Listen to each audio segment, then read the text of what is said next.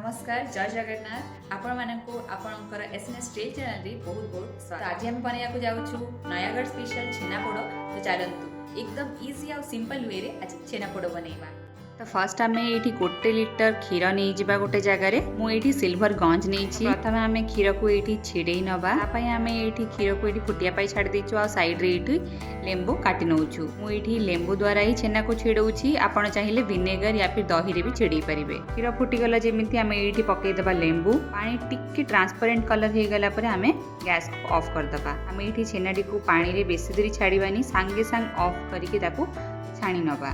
आपण जो छेना पानी बाहर करेंगे ना से आंबिल किंबा सूप भी बनईकी एबे ठंडा दिन जमती अच्छी सूप भी बनईकी पी पारे। आठू आमको गोटे 2 चामच छेना पानी दरकार हम तो से या फोपाड़े ना।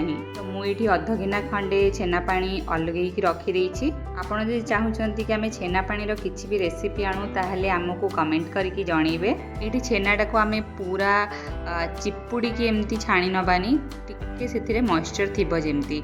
देखो मुझे देखा टिके जमती मॉइस्चर अच्छे। एबे 6 चामच मु चीनी मिसौची। आपण निज मिठा हिसाब रे यदि आपण कम मिठा खाती ताहले ये कम चीनी देवे। आउ जदि बेसी चीनी खाती ताहले आउ टिके चीनी एक्स्ट्रा पकई पारे। देदेबा गोटे चामच घी आउ 1/4 टीस्पून मुझे नहीं अलैच पाउडर या भल से चकुड़ी देवा। आम पूरा हल्का हाथ में आम या चकुड़ा जमती माने तार पानी आ छेना जमती पूरा अलग अलग न हुए। एठी आम देदेबा 2 चामच सुजी। ये आप बेसी सुजी पकेबेनी नहले तार टेस्ट पूरा बिगिड़ जीव। ये आम कंसिस्टेंसी थोड़े चेक कर नवा। आठी देदेबा 2 चामच छेना पानी। छेना रे जदि आपणकर बिल्कुल भी मॉइस्चर नाही पूरा स्ट्रेन हो जाइए पानी छाणी हो जाइए ताहले आपण आउ गोटे 2 चामच छेना पानी ये मिसई पारे। यार कंसिस्टेंसी जमती इडली रो बैटर थाए ना सेमती ही रहिबो। देखंतु मु देखौछि आपणको मु एठी किछि भी बेकिंग सोडा किंबा लूण बादाम फादाम किछि भी मिसौनी। आपणको जदि भल लागिबो नट्स वगैरह आपण मिसई पारिबे। याको एमती ढांकी छाड़ देबा 10-15 मिनिट पई। एबे देखंतु आपणकर गैस रे जोठी छोटो साइज बर्नर जोटा थिबो ना आपण सेही साइड रे ही याको बेक करिवे। बिल्कुल भी माइंड करिवेनी काहेकि ना मोर ए तसलाटा बेक करी करी एमती पोड़ी जाइछि। आ ए लूणटा जो मु सब बेले बेक करिया बेले ही यूज करे ठंडा हैला परे पुणी मु ताकू एमती ही रखी दे थाए ताकि नेक्स्ट टाइम जेमती मु याको यूज करि परिबी। तो सेति भाई मोर लूणर कलर भी एमती ही जाइछि। मु एठी गिन्ना को उल्टे की रखुछि। आपण चाहिए केक रो जदि स्टैंड अछि आपणक पाखरे आपण रखि परिबे। एबे मो पाखरे एमती केक टिन अच्छी तो मु ए केक टिन को नहीं जाउछि। याको भल से घी रे ग्रीस करिबा। आपण या जगह कौन सी भी स्टील टिफिन रो भी यूज करि परिबे बेक करिया पई। एठी पुणी आउ थरे बटर पेपर देइकि भी ताको आउ थरे घी रे ग्रीस कर नउछि। आपणक पाखरे जदि बटर पेपर नाही किछि भी चिंता करियार नाही आपण एमती ही छेना को दे दियंतु।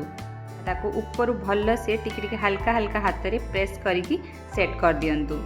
एबे आम कढ़ईटी भी बहुत भल भाव में गरम हो जाइए। तो चलतु या बेक करिया। या गिना उपर एमती रखीदेबा प्लेट को भल भाव में ढांकी नवा। या लो फ्लेम रे घंटाटक एमती छाड़देबा।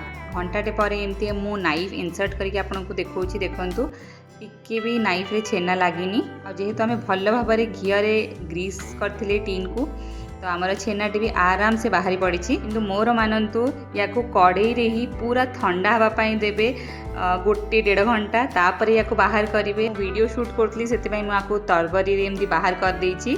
हेले भी आपड़ देखु छेनापोड़ केमती आमर बहुत भल भाव में चारिआडू बेक होइछि। मुझे आपन को काटिकी भी देखी। देखु केते सॉफ्ट भीतर सॉफ्ट आउ बहुत टेस्टी लगुला खाया को। आपण निश्चय ट्राए करंतु आमको कमेंट करके बतांतु आपन को ये रेसिपी केमती लागिला। लाइक शेयर और सब्सक्राइब करने को भूलिबे नहीं। Bye bye.